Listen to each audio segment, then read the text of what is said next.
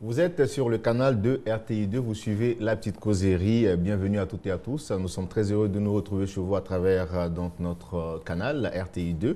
Et aujourd'hui, comme thème, vous l'avez vu affiché au bas de votre écran, violence conjugale et problèmes liés au divorce. Pour en parler en ce jour, nous avons deux hommes, une dame, une habitude de cette émission. Nous allons donc commencer cette fois-ci, ne pas se plier à la tradition et commencer par les hommes. Monsieur Koulibaly Vincent, bonjour, vous êtes éducateur de formation. Oui, bienvenue merci. Sur notre plateau. Merci, je suis éducateur au lycée classique d'Abidjan. D'accord. Alors, juste à côté de vous, nous avons monsieur Diarasouba Pédia Adama, qui est consultant en communication. Bienvenue sur notre plateau. Merci Eric Sekongo, gentil. D'accord. Et elle, c'est un visage connu, on ne la présente plus, c'est notre consultante. Bonjour Madame Point. Bonjour Eric.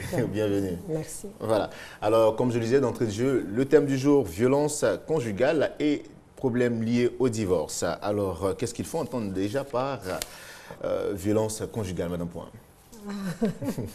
Je pensais que ceux qui faisaient subir cela aux femmes allaient nous donner, quand on parle de violence, on peut d'abord, avant de donner la dire qu'il y a plusieurs sortes de violences, mais on aime bien les distinguer en deux grands groupes, les violences physiques et les violences psychologiques ou psychiques.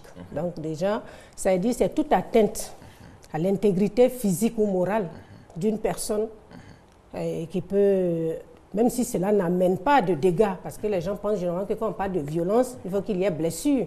Donc c'est pourquoi moi je vais personnellement insister sur la violence psychologique qui est sournoise, invisible, mais destructrice. Voilà. Alors, M. Koulibaly, quand est-ce qu'on peut parler donc de violence conjugale?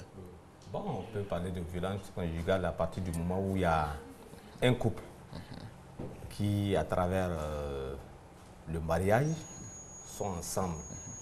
Et pas forcément le mariage. Hein. Oui. Bon, mais... Déjà, quand il y a deux personnes ensemble, un homme et une femme... Oui, bon, quand ils forment déjà un couple, à l'intérieur de ce couple, il peut y avoir des problèmes. À partir du moment où ces problèmes ne sont pas résolus de façon pacifique, on parle de violence. Voilà. Alors, M. Diarasouba, pour vous, quelle définition donnez-vous donc à ces violences-là? Écoutez, Sekongo, pour faire comprendre, mieux faire comprendre le thème sur la violence conjugale, je vais partir d'une définition de Simone de Beauvoir qui définit la femme en termes de charme, de beauté et d'esthétique. Alors, ça veut dire que comme telle, naturellement, elle est faite pour être aimée, elle est faite pour rester en attente de la douceur et de l'amour. Et une fois que entorse est portée à ce pacte-là, la femme se sent naturellement agressée. Elle se sent donc naturellement agressée et déséquilibrée. Alors, ramener au foyer, ce genre de pratique donc, peut entraîner beaucoup de conséquences. D'accord. Alors, Madame... Eric, j'ai envie d'ajouter que quand on dit conjugal, la violence peut venir de l'homme, de la femme ou des deux. Effectivement, voilà. Je voulais en venir. Voilà, donc, mais peut-être comme c'est la journée, le mois de la femme, on sait qu'on va parler plus, mais sinon, et puis bon, comme pour les hommes c'est un peu rare, et que la norme... Ce n'est pas rare, Madame Point, c'est simplement pour le fait que les hommes ne veulent pas en parler. Vous savez, voilà, même, oui, c'est vrai, si on prend la violence peut-être verbale, on voit qu'on va dire les femmes sont, mais quand on fait les statistiques, c'est plus les femmes qui se plaignent que des hommes qui se plaignent. Donc comme on va parler par rapport à des statistiques, donc c'est pourquoi on le dit. Sinon, ça peut être les deux, ça peut être l'homme, ça peut être la femme. D'accord. À l'instant, vous parliez des différents types de violences. Selon vous, il y a deux classifications. D'abord, les violences psychiques et les violences physiques. Voilà. D'accord. Parlons maintenant des violences psychiques. Comment cela se présente? Vous avez le harcèlement moral. On va utiliser tout ce qu'il y a comme moral. Ah, si tu ne fais pas ça, c'est que tu ne m'aimes pas. Ça veut dire tout ce qu'on va utiliser comme élément qualité morale. Si tu m'aimais, tu allais m'aider, tu allais me faire ça. Donc, au lieu, ça devient maintenant un harcèlement moral, un harcèlement psychologique. Oui, tu es une femme et tu ne veux pas. C'est-à-dire, on est en train... Vous ne voyez pas de coup, hein? Et puis, la dévalorisation. Il y a beaucoup d'éléments. Le dénigrement. Même le silence, il est mortel. C'est pour vous dire, l'indifférence est pire que la haine. Parce que pour vous, haïr, même je sais que vous existez. Mais alors que l'indifférence, ça veut dire que vous n'êtes même pas là. Pour moi, vous n'existez même pas. Donc, vous comprenez que vous avez la dévalorisation de la personne. Est-ce que toi, tu peux faire ça? On le dénie même. Parce que pour dire que je ressens ce que l'autre fait, c'est que je me dis que c'est une personne avec ses émotions. Mais alors que quand vous allez voir celui qui fait la violence, il ne se rend même pas compte qu'il vous fait, parce que pour lui, c'est normal, vous êtes sa chaude. Donc vous voyez que la violence psychologique, elle n'a pas de coût, mais elle est aussi traumatisante, handicapante et même mortelle, à force de vous dire que vous ne valez rien, à force de vous dire que vous n'êtes rien. Vous voyez? Donc voilà des éléments, mais c'est dernièrement que ça, il n'y a pas longtemps, c'était plus la violence physique qu'on voyait, parce que là, ça laisse des traces. L'autre, c'est un peu, vous êtes comme dans une prison sans qu'il y ait des barreaux. Vous êtes là, et puis elle est sournoise. Parce qu'elle est on la vit dans les alcôves, on la vit dans l'intimité. Et la honte, et la loi du silence, parce que vous n'avez pas de preuves. Mon mari m'a dit que je ne vaux rien. On va dire, mais ça veut dire quoi? Mais si, parce que c'est répétitif. Le problème, c'est qu'on vous répète, ça devient quotidien. Et vous êtes là, mais il y a le stress de savoir, et je finis par m'identifier à tout ce qu'on me reproche. On va vous dire, mais toi, sans moi, tu ne peux rien faire. Mais ça veut dire qu'on me dénie même des potentialités. Donc, vous voyez, il y a beaucoup de choses au fur et à mesure, dévalorisation, humiliation. Quand on vous humilie, quand vous venez et puis c'est l'amour, quand vous venez et puis c'est des regards méprisants, des paroles méprisantes. Vous voyez, quand vous allez vous asseoir, on va dire, mais qu'est-ce qui prouve qu'il a dit ça, il a fait ça? Mais vous qui recevez ces flèches, c'est là vous dévalorisez. Donc, qu'est-ce qui va arriver? Un manque d'estime de soi, le manque de confiance en soi. Ces violences-là sont difficiles parce qu'elles viennent de personnes qui doivent nous aimer. Parce que quand on parle du couple, c'est un milieu de sécurité et de protection. D'amour, bien sûr, mais voilà quelqu'un qui doit te sécuriser, qui doit te protéger et qui est celui qui te brime et te détruit. D'accord. Alors, dites-nous, les hommes, comment naissent donc ces différents conflits conjugaux? Bon, je pense que ces différents conflits naissent à partir d'un certain nombre d'incompréhensions. Lorsqu'il n'y a plus de communication, il n'y a plus de dialogue, on arrive à un système de blocage. Et quand tout est bloqué, les uns et les autres sont poussés à bout. Donc chacun se met dans son carcan et il essaie d'agir de telle sorte que le verrou que l'autre fait, qu'il puisse déverrouiller. Mais en le faisant de façon inconsciente, il souhaite peut-être affirmer sa personnalité alors qu'il est en train de détruire. Je pense que c'est le manque de dialogue souvent qui amène ce genre de choses-là. D'accord. Mais est-ce que pour vous, vous ne pensez pas que l'homme ou la femme favorise aussi ces différents conflits dans le couple? Effectivement, je pense que la femme y est pour beaucoup, tout comme l'homme d'ailleurs. C'est une question de communication, comme il a dit M. Koulibaly, parce que en parlant, les mots sont des pistolets chargés, comme dit le littéraire. C'est-à-dire qu'ils sont connotés. On a vite dit de balancer un terme qui est mal pris ou qui est pris à l'envers par l'autre. Et généralement, ça fait monter le taux d'adrénaline et puis après, ça devient compliqué à gérer. Donc, je vais dire avec Mme Pohan, effectivement, que dans tous les types de violences qu'elle a évoquées, la violence psychologique dont elle parle, qui est essentiellement verbale, parce qu'effectivement, en se parlant, quand on ne pèse pas bien ces mots, ça engendre beaucoup de choses. C'est verbal et non verbal, parce que le silence tue. Et le silence n'est pas un message verbal, mais il est codé, le mépris. Tout à fait. Voilà. D'accord. Mais je pense aussi que certains aspects sont aussi liés à cela, entre autres le manque de connaissances vis-à-vis de l'autre. C'est-à-dire, moi, je ne connais pas mon partenaire, cela aussi peut créer beaucoup de problèmes. Vraiment. On est content qu'on parle de connaissances, parce qu'on a toujours dit qu'il faut connaître. On ne connaît jamais suffisamment autrui. Mais également aussi, il ne faut pas chercher à sauter dans l'inconnu. C'est pourquoi quand on dit, bon, par la vision, c'est ton mari, je dis, bon, c'est vrai, hein, mais la vie quotidienne qui suppose qu'on doit connaître l'autre, le comprendre et voir ses habitudes, une fois qu'on est ensemble, est difficile. Mais quand on a pris le temps de cheminer, de comprendre, parce que moi je demande, est-ce que c'est la bonne personne pour moi? Ça veut dire que j'ai pris le temps de savoir. Alors que même dans les violences, au début, on prend cela pour de l'amour. Ils ont dit, qu'est-ce qui peut causer? Il y a la jalousie qui est pour une grande part. Mais quand on a commencé une relation, et la personne vient, ah moi je n'aime pas les femmes qui sortent, moi je n'aime pas, moi je t'entends, des fois même il vous dit des choses, ah non, tu sais, il m'aime tellement, que quand il vient, il ne me trouve pas, ça l'énerve. Mais c'est le début. C'est ce que tu as accepté au départ là, qui va t'étouffer à un moment. Parce que maintenant, ça va devenir récurrent et tu vas te dire, mais non, ce n'est pas de l'amour dès le départ où on te surveille, où on va chercher à voir. Mais non. C'est-à-dire que quand au départ, cela ne rentre pas dans ton fonctionnement, il faut avoir l'honnêteté de dire, je ne fonctionne pas comme ça. Mais on commence des relations peut-être du point de vue matériel. Mais c'est là on va voir que celui, si c'est un homme ou bien le manipulateur, comme on va le voir, c'est les facettes des personnes qui veulent assujettir. Parce que dans la violence, parfois, on est dans la séduction, on est gentil. Quand vous arrivez, tout est parfumé, tout est rose. Là, on ne trouve que des beaux adjectifs. Ah non, ma copine, elle est gentille. Ma copine, elle est... Mais une fois qu'on vient vivre ensemble, vous avez vu que le positif ne prend plus le dessus. On peut voir ses travers, mais on arrive maintenant à dire, ah non, elle est comme ça. Ça dit, du début, c'était positif. Même si on vit ensemble, on peut dire, elle fait ça, mais je lui reproche ça. Mais il n'y a plus de positivité. Ça devient, ma femme m'emmerde, mon mari est comme ça. Vous voyez, mais à partir du moment où on commence déjà à ne même plus trouver des aspects positifs chez quelqu'un, ça dit qu'on n'est plus prêt ou prête à accepter les petits problèmes qui vont venir, vont devenir des choses qui vont nous énerver. Donc voilà, c'est vrai, il y a la jalousie, il y a les parents même. Hein. Il y a aussi le manque de confiance.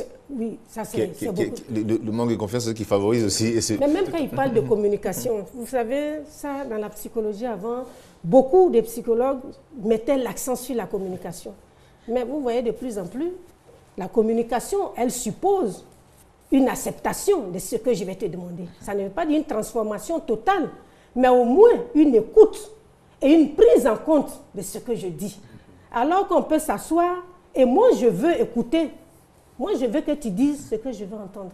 Donc quand tu commences à parler, ah non, moi je ne fonctionne pas comme ça. Mais l'autre te dit, c'est comme quand il y a la violence. Quand vous dites à l'autre, j'ai mal, mais qu'est-ce qu'il dit? Tu exagères. C'est l'ambiguïté qu'il y a qui fait que la violence psychologique est difficile. Parce que quelqu'un qui vous dit, tu ne sais rien. Quand tu dis, mais pourquoi tu as dit ça? Oh, je plaisantais. Vous voyez, des plaisanteries qui ne sont pas bonnes à plaisanteries qui ne sont pas bonnes, on vous dit des vérités. D'accord. Parlant de violence, toujours hormis donc l'aspect psychologique, quelles sont les violences qui peuvent être caractérisées, les violences physiques qui peuvent être caractérisées comme violences conjugales? Bon, moi, je pense que c'est à partir du moment où, à un certain moment, il y a un blocage. Parce qu'aucune relation ne va commencer par des coups de poing. Jamais. On s'aime. Arrivé à un certain moment, sur le chemin, il peut y avoir des petits problèmes. D'abord, il faudrait que ça soit basé sur la vérité. Quand le mensonge rentre, le doute rentre, la confiance s'en va. Mais comment naît le doute alors? Oui, mais le doute va naître à partir du moment où on commence à dire des choses qui ne sont pas vraies. Selon l'autre, hein? Oui. À partir du moment où vous commencez à dire des choses qui ne sont pas vraies, celui qui est en face, la confiance, ça se cultive. Ça, il faut se dire la vérité. Lorsqu'une relation n'est pas basée sur la confiance, c'est tout à fait normal qu'on arrive à un certain moment que quelqu'un soit à bout et ne pouvant plus parler, ne pouvant plus exprimer par le verbe ce qu'il ressent, il peut passer par la violence physique. Mais cette violence physique peut se manifester de plusieurs manières. Mais c'est la non-maîtrise qui envoie ça. La non-maîtrise. Face à moi, il y a des situations qui peuvent se poser. Je peux me maîtriser. Quelqu'un d'autre peut ne pas se maîtriser. Pourquoi? Parce qu'il est à bout. Pourquoi il est à bout? Toutes les femmes ne sont pas logées à la même enseigne. À la même enseigne. Il y a certains qui disent, oui, mon mari me bat. Il te bat pourquoi? Il y a d'autres qui disent, non, moi, il me comprend, il fait ceci, il fait cela. Mais pourquoi toi, on te bat? Mais peut-être parce qu'elle aime ça. C'est ça. Elle veut peut-être aimer ça. À partir du moment où le monsieur passe toute la journée, Il y a, juste pour ajouter, c'est juste un additif, il y a des traditions, il y a des traditions chez nous où quand on marie la femme, on met sur, je crois, sur ses bagages le fouet. Voilà, c'est pour dire que c'est normal aussi de fouetter souvent. Bon, je pense que Dieu, c'est pour peut-être effrayer. Moi, je pense que c'est pas pour dire, bon, je te donne ma fille, il faut aller la battre. Non. C'est une manière de dire que tu es le chef de famille. C'est une manière, comme en son temps, dès que vous finissez de faire le mariage, l'homme se lève et puis on lui remet le carnet de famille. C'est pour dire implicitement que tu es le chef de famille. C'est toi qui diriges la troupe. Mais lorsque, en tant que celui qui dirige la troupe, tu es contesté à un certain moment, bon, à toi de savoir comment il faut gérer la chose. C'est la manière de gérer la chose qui envoie des problèmes. C'est ça. Ça devient un problème d'ego alors. Contestation. Ça veut dire je vais dominer. C'est la domination de l'ego qui amène cela. Je veux tellement dominer autrui que je pense, on peut dominer de plusieurs manières. On peut dominer par la force, par des larmes. Si tu ne fais pas ça, c'est pas. On peut dominer par la pitié. Tu vois, je suis orphelin, c'est sur toi je compte. Donc, on peut te dominer parce qu'on peut t'imposer la force. Ou la pitié, ou en même temps tout ce qu'on a cité là. Donc, c'est pour dire, non, mais tu as dit tout de suite qu'on a qu'à se dire la vérité. La symbolique de ceux qui mettent le fouet sur les bagages, c'est qu'eux-mêmes ils frappent. Voilà. Oui. On donne ce qu'on est. On donne ce qu'on a, mais on donne ce qu'on est. Être. La voix et l'être. C'est parce que ces peuples-là conçoivent que la femme est une propriété sur laquelle tu as droit de vie et de mort. On est dans les sociétés africaines, il faut le dire.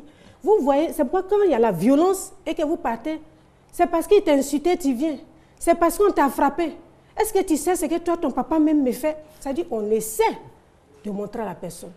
Ça existe. Mais le problème aujourd'hui, c'est que cette violence est tellement récurrente et elle fait des dégâts à tous les niveaux. Aujourd'hui, vous avez des personnes qui sont là et qui disent, moi, elle va me respecter. C'est ce que j'ai dit là qu'on va faire dans la maison. Mais pris comme ça, c'est une souffrance émotionnelle. C'est une souffrance, c'est un déni d'affectivité de votre part. Mais cela peut venir de votre enfance. C'est pourquoi on dit non, la violence peut être transgénérationnelle. C'est un phénomène transgénérationnel. Comment j'ai vécu la violence dans mon enfance? Donc, vous voyez, de génération en génération. Puisqu'on est le fruit d'une éducation, quel est le modèle qu'on m'a présenté? Voilà comment je vais agir en face des autres.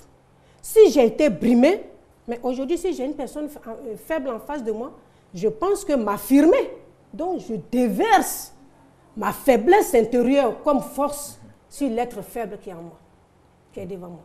D'accord. Alors dites-nous... Effectivement, pour rebondir sur ce que Mme Pohan vient de dire, je suis d'accord avec elle que c'est un phénomène tout à fait culturel.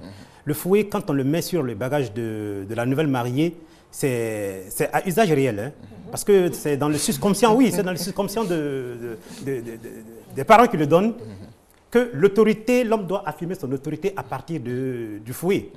Ça veut juste dire que quand ta femme ne t'écoute pas, ramène-la au pas. Je raconte l'histoire d'un vieil homme qui est arrivé dans le couple de son fils, qui demande, mais le fouet qu'on t'a donné à l'occasion de ton mariage, combien de fois tu l'as déjà utilisé? Voyez-vous? Non, mais ce qui est intéressant dans l'affaire, ce qui est intéressant dans l'histoire, c'est qu'aujourd'hui, on se rend compte que cette pratique-là est battue un peu en brèche. Parce qu'à des mariages récents auxquels j'ai assisté personnellement, l'imam disait comme cela, sinon le guide spirituel disait comme cela aux mariés, tu frapperas, tu insulteras ta femme là où elle mérite d'être frappée. Tu la frapperas là où elle mérite d'être tuée. Ça veut juste dire que tu ne vas jamais la frapper. Parce que tu l'aimes. C'est ta deuxième cote, comme on dit dans les Écritures saintes. Et comme c'est ta cote, tu ne vas pas la tuer. Encore que c'est l'enfant des gens que tu as pris, ne serait-ce que par souci d'éthique, tu ne vas pas arriver jusqu'à la tuer. Donc ça veut dire que tu ne la frapperas pas. Aujourd'hui, ça veut juste dire que la violence est un peu battue en brèche, même par ce phénomène culturel qui le pratiquait initialement. D'accord. Alors dites-nous, quelle attitude ou que faire face à ce genre de violence qui naissent donc dans les différents couples? Bon, moi, je pense qu'il faut d'abord dialoguer. Il faut se maîtriser. Il faut aller au-delà de ce que l'autre qui est en face de toi peut poser comme acte qui peut te mettre hors de toi-même. Parce que le plus souvent, la violence psychologique dont on parle là, c'est le point fort des femmes.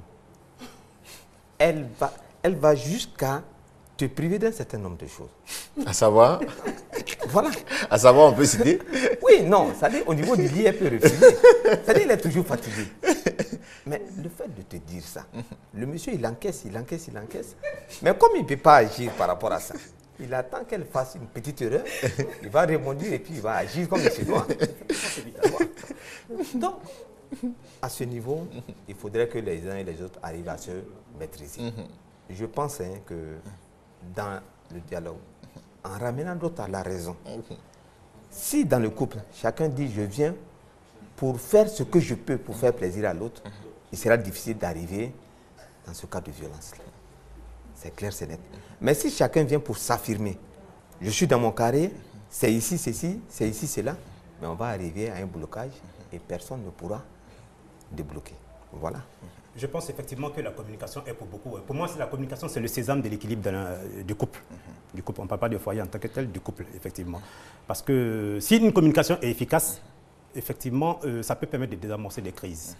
Mais quand on refuse de communiquer, ou bien on vient même à la communication, comme disait Mme Pouan, avec déjà des clichés, déjà arrêtés, stéréotypés, arrêtés, ça devient compliqué pour qu'on avance. Sinon, si on a de bonnes dispositions à s'écouter mutuellement, ça peut permettre de désamorcer des crises.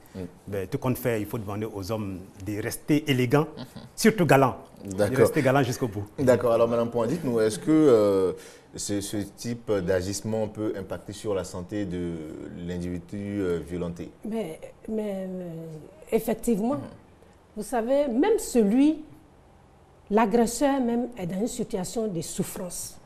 Pourquoi il ne peut pas régler par le dialogue, par un comportement non violent, un problème qui se pose à lui? Donc déjà, lui-même, il est en souffrance. Et également, la personne qui est victime, elle également. Parce que ce qui est difficile dans la violence conjugale, c'est qu'on a l'impression que parfois on vous culpabilise. Si je t'ai frappé, c'est parce que tu m'as poussé à te frapper. Si j'ai fait ça, c'est de ta faute. Et après, c'est l'ambiguïté. On vous frappe, on vous offre un cadeau. À peine on vous insulte, on présente des excuses. Donc vous n'arrivez pas à saisir l'ambiguïté qu'il y a dans cette personne. Donc ça vous fait souffrir parce que cela pompe votre énergie.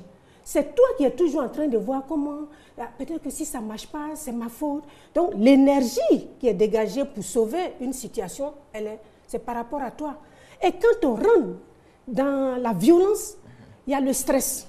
Et tout le mécanisme de réaction contre le stress qui va se produire, mais quand c'est quotidien, cela va amener les maladies psychosomatiques. Et c'est pourquoi vous avez des gens qui sont là, je n'arrive pas à dormir, je ne fais pas ça. Mais quand on arrive devant le médecin ou bien devant le thérapeute, il faut avoir l'honnêteté de dire, actuellement, voilà ce que je vis. Parce qu'on vous donne un médicament pour dormir. Mais la réalité, ce n'est pas un manque de sommeil réel. C'est une situation qui a amené cela. Tant que cette situation ne sera pas mise au jour et comprise et acceptée, vous allez toujours avoir cette insomnie. Donc vous avez des ulcères, vous avez la tension, vous avez beaucoup de choses qui vont être la conséquence d'une violence. Parce que je me trouve dans un déséquilibre face à une situation. Vous avez des femmes qui se promènent la nuit à Abidjan, elles finissent le travail, bien sortent là, elles ont peur de rentrer. On vient, quand l'autre dort, ou bien le monsieur, chacun glisse, il dort, le matin on s'en va. C'est l'acceptation. Parce qu'on dit non, à partir de quand on parle de violence, il y en a qui te disent, à partir de la première gifle. Mais non, la première gifle, il y a eu beaucoup de choses avant que la première gifle n'arrive. Quand on te dévalorise, quand on t'insulte, quand on t'humilie, quand on fait, comme il a dit tout de suite, c'est vrai que les femmes le font, mais généralement, vous savez, ce n'est pas une violence en tant que telle. Les femmes, quand elles commencent à avoir des enfants, le désir sexuel commence à vaciller.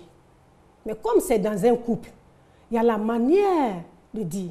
Mais quand on pense que, mais parce qu'elle aujourd'hui, il y a l'enfant, il y a beaucoup de choses à faire.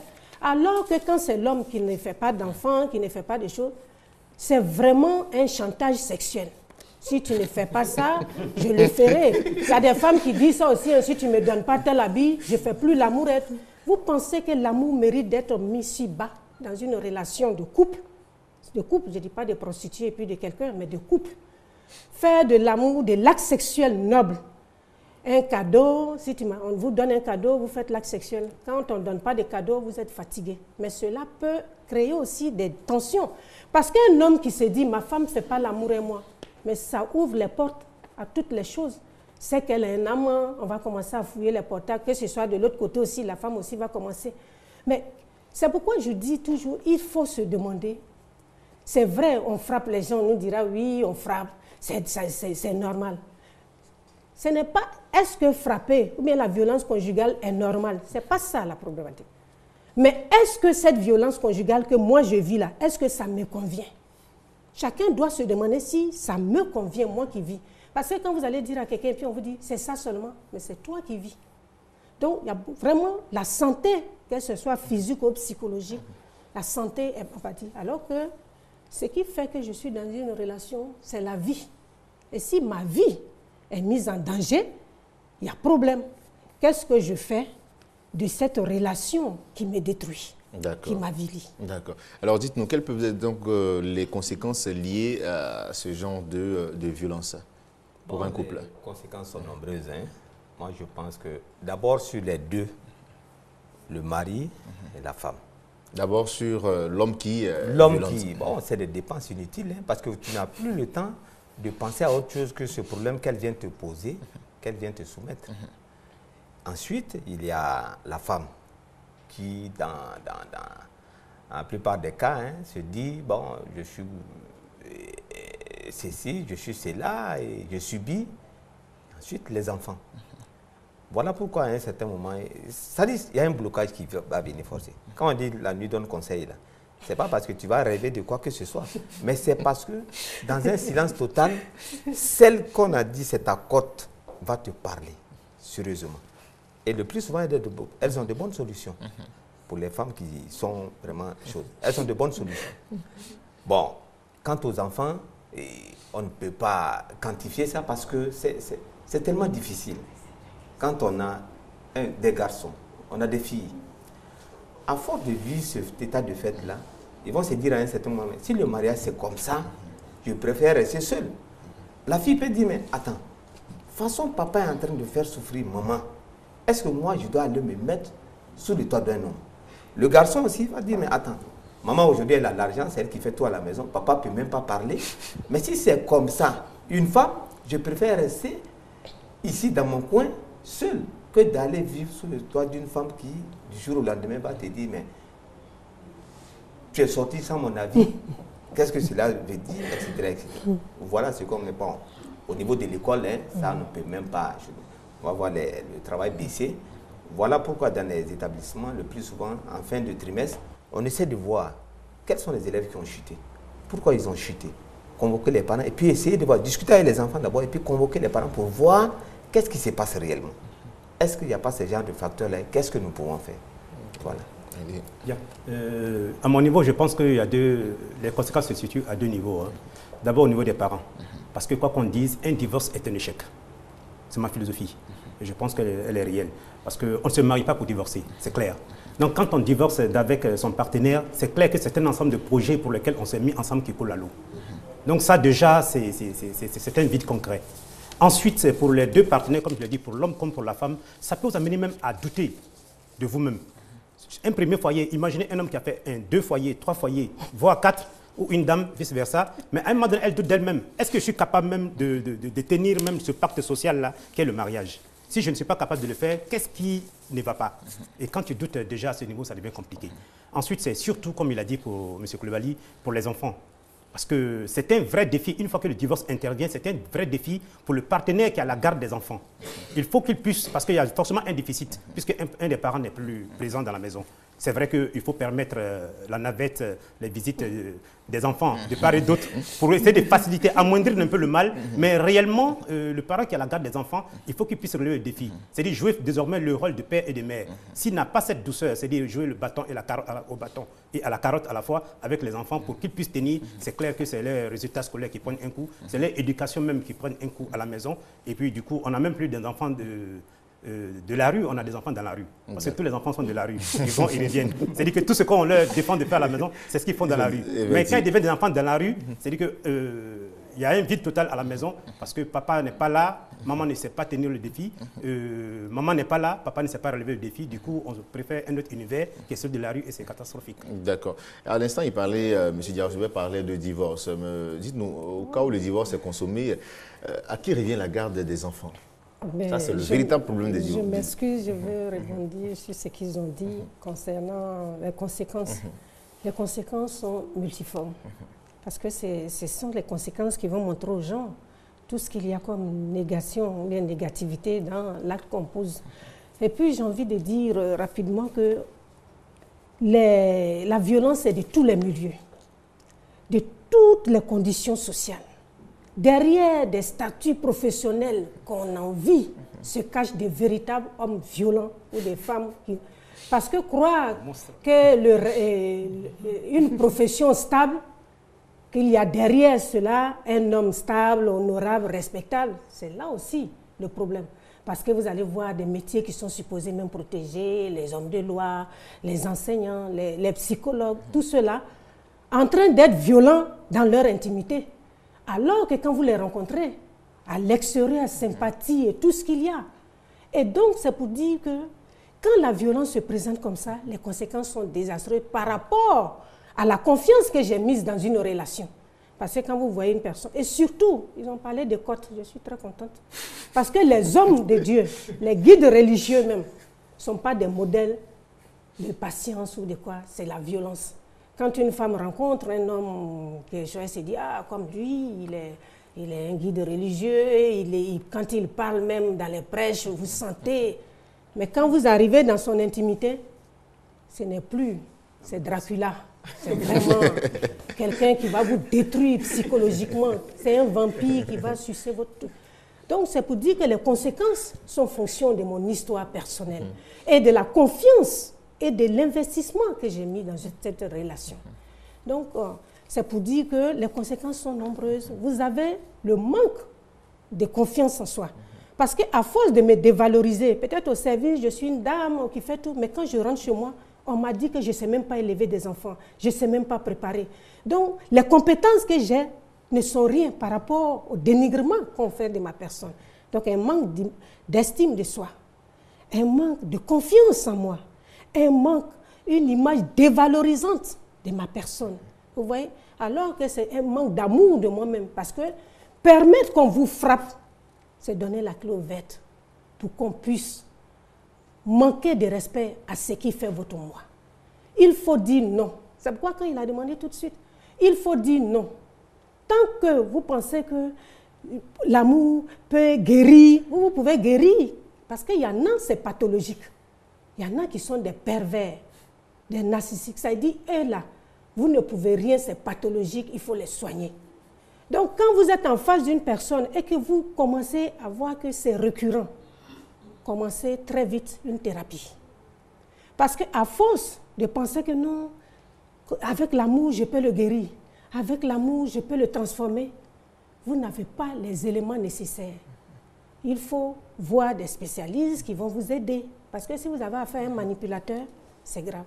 Et donc, du côté de celui qui frappe, il en vit, c'est comme quelqu'un qui veut sa proie pour lui. C'est pourquoi quand vous voulez partir, il devient furieux. Parce que cela peut être aussi une façon de s'affirmer pour cette personne. C'est ce qu'on dit. C'est pourquoi on dit, mais il s'affirme négativement. C'est pourquoi on dit, il déverse. Puisque c'est quelqu'un qui est dans un sentiment d'infériorité. Ce n'est pas le titre qu'on voit dehors. Quelles sont les blessures de son enfance? Il y en a dans la fratrie qui ont été dévalorisés. Parmi les frères et sœurs, on ne les aimait pas. On a toujours dit qu'ils étaient comme ça. Donc, quand dans une relation, il voit que l'autre veut bafouer peut-être une autorité illusoire, parce que dans un couple, il faut que l'autorité soit partagée, cette personne commence à se dire, mais à mon enfance, j'ai subi tout ça.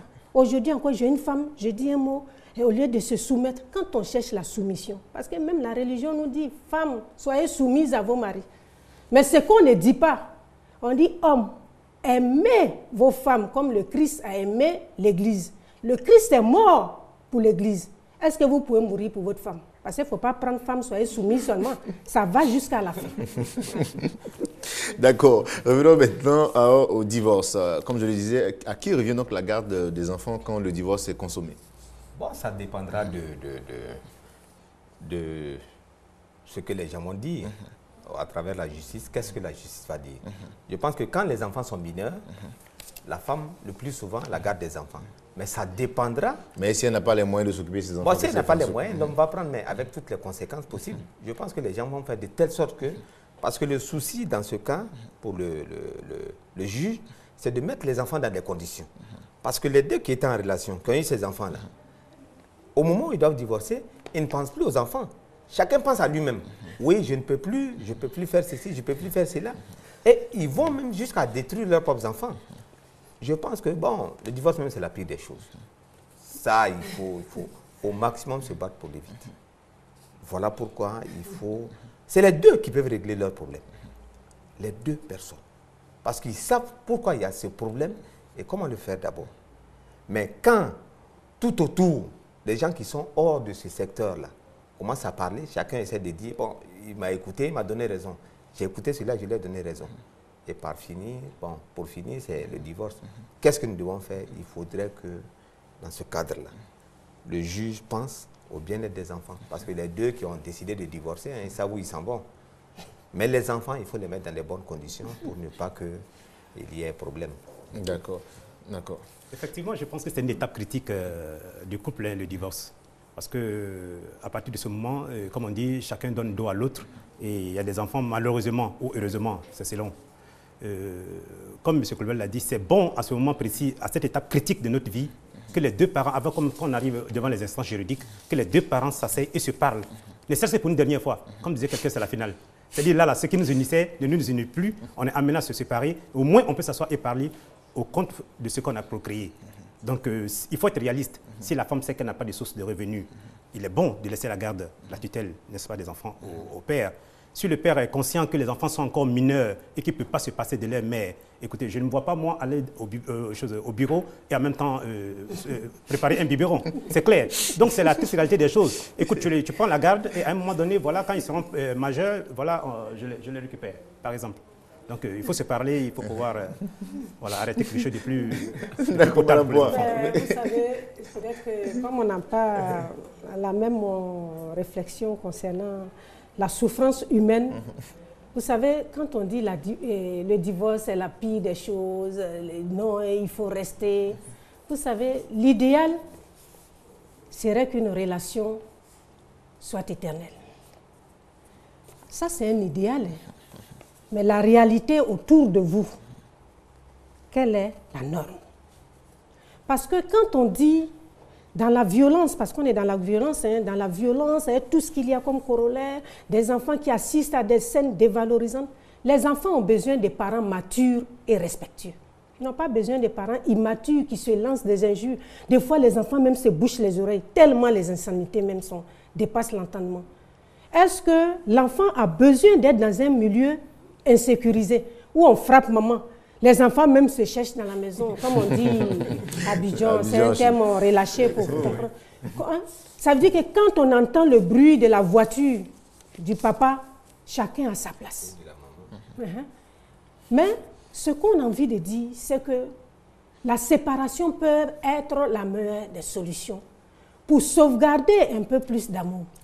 Vous savez, quand Obama dit dans son livre « Les rêves de mon père », à ses parents qui sont séparés, quand ma mère parle de mon père, on sent un amour qui survit à la déception. Mais c'est parce qu'ils ont su se quitter. Et ils ont été déçus de ne pas continuer. Mais au moins, ils ne sont pas arrivés à un point de non-retour. Il faut que les parents, quand ça ne va pas et qu'on a essayé, autrui c'est qui? Les gens vont dire, quels gens vont dire? Les souffrances que chacun vit dans une relation, les apaiser. Les guéris ne sont pas plus importants que ce que les gens vont dire. Non, il faut que pour les enfants, on soit toujours ensemble. Mais est-ce que réellement vous formez des parents? Est-ce qu'il y a harmonie, il y a sécurité, il y a épanouissement dans cette relation? Non. Donc, qui va garder les enfants? C'est le problème. C'est pourquoi je dis, il faut être honnête partout. L'honnêteté. Est-ce que moi, j'ai les potentialités économiques, sociales, ou bien psychologique nécessaire? Est-ce que je suis équilibrée après cette séparation-là? Je me sens bien dans ma peau pour avoir la garde des enfants. On ne reste pas encore dans cette violence-là, même quand on n'est plus ensemble. On n'a jamais vu des ex qui se battent, même quand ils se rencontrent. C'est-à-dire qu'ils ne sont plus ensemble, mais ils se rencontrent et puis se battent encore. On ne comprend rien. Mais c'est parce qu'on n'a pas su négocier. Est-ce que financièrement je peux? Parce que généralement, on donne la garde aux enfants. C'est pourquoi les familles monoparentales, 80% sont matricentriques. C'est la femme chef des familles dans 80% des séparations, de quoi. Mais parce que en psychologie, on s'est dit, l'enfant a besoin d'affection, l'enfant a besoin de présence auprès de sa mère. Mais pour un temps. Mais il y a une réalité également. C'est vrai que si l'affectif doit jouer, l'économique aussi joue. Donc, il faut négocier pour que le papa ne dise pas, comme je n'ai pas la garde des enfants, je ne m'en occupe pas au niveau financier. Il y a ça aussi. D'accord. Donc, les deux, mais généralement, c'est la maman. Vous savez, quand c'est des mariages, le divorce, généralement, 80%, c'est la femme. Alors, dites-moi, en vous écoutant, Madame Point, dites-moi, avant que le divorce n'arrive véritablement, malgré tout ce qu'il peut avoir comme violence au sein du couple, est-ce qu'il n'y a pas quelque chose à faire avant véritablement d'arriver au divorce? Bon, je pense qu'il y a toujours... parce que... Il y a des moments où des gens ont divorcé, après ils se sont retrouvés. Ils sont mariés encore. Ils sont mariés encore. Oui, effectivement. Alors, cela veut dire quoi? À un certain moment, ce qui faisait la différence entre les deux n'était pas grand. Il fallait tout simplement réajuster un peu pour que les deux puissent être en harmonie. Mais dans ce cadre-là, je pense qu'il y a eu des personnes extérieures qui ont dû parler, qui ont envoyé un grand fossé entre les deux. Mais pour ne pas en arriver là, le mariage, ce n'est pas deux êtres qui se sont vus et qui ont décidé d'aller à la mairie ou bien d'aller quelque part pour dire, bon, on sait pas. Il y a eu tout un tas de problèmes à régler. Préliminaires, voilà. Voilà. Il y a des personnes qui vous ont rencontré. On a des intimités, on a des amis intimes. Des gens qui sont proches de la famille. On a des confidents. Et je pense que quand on parle de témoins de mariage, on parle de ceci, cela. Parce qu'on se dit, demain, il peut y avoir tel problème. Que ce soit bon ou mauvais, mais il peut y avoir tel problème. Et on peut faire recours à ces personnes-là.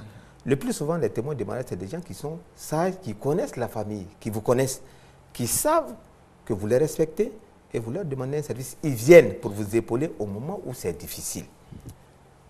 On peut faire recours à ces personnes-là, qui peuvent vous ramener à la raison. Et je pense qu'avec l'âge aussi, la sagesse commence à habiter et la venue des enfants, les enfants qui ont commencé à grandir, on peut à un certain moment se poser la question, est-ce que je ne suis pas dans le faux? Est-ce que je ne suis pas dans le faux? Et à partir du moment où on se pose ces questions-là, dans le couple, que chacun se remette en cause. Mais est-ce que j'ai fait assez pour que ce monsieur ou cette femme puisse me comprendre? À partir du moment où on commence à se poser ces questions-là, on a 90% de chances d'aboutir à un résultat positif pour non seulement vous-même, mais pour les enfants. Je pense qu'on peut toujours rattraper avant d'arriver au... D'accord. Souvent aussi... Je pense qu'à la matière, il faut beaucoup de lucidité. Il faut beaucoup de lucidité parce que, comme je l'ai dit, on peut opérer une communication efficace et puis essayer de transcender les problèmes qu'on a. Également, il y a des routines d'avoir, pour l'homme comme pour la femme, c'est-à-dire pour chacun des partenaires, il est de coutume d'avoir, des routines d'avoir un interlocuteur dans la belle famille. Un seul. Ça permet de ne pas ouvrir toutes les oreilles et de faire entendre beaucoup de choses. Effectivement, en plus, il faut se fermer par rapport à l'environnement. J'allais en venir, parlant de lucidité, pour vous prendre le mot, il y a aussi l'extérieur qui impacte véritablement sur la vie du couple.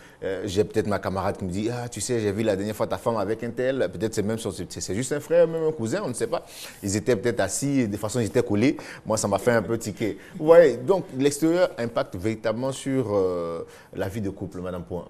C'est un manque de maturité, un manque de confiance et puis c'est de l'enfantillage.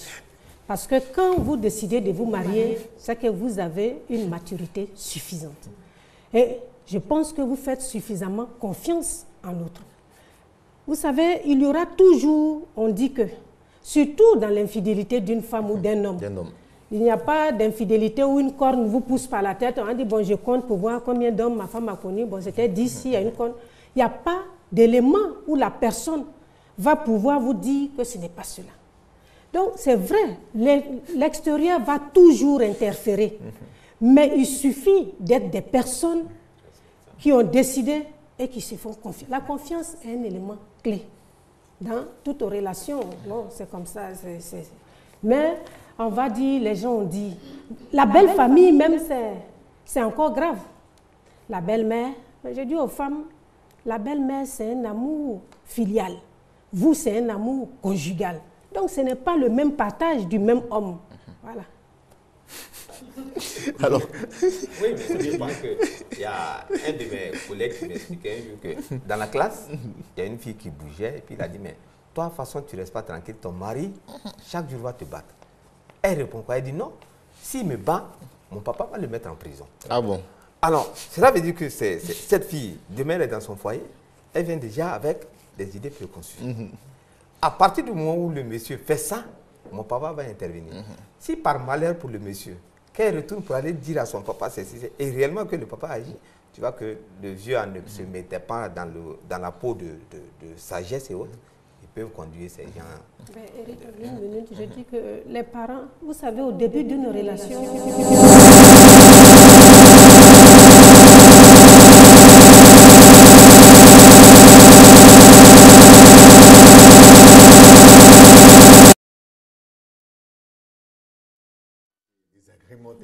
au début d'une relation, on voit déjà l'impact.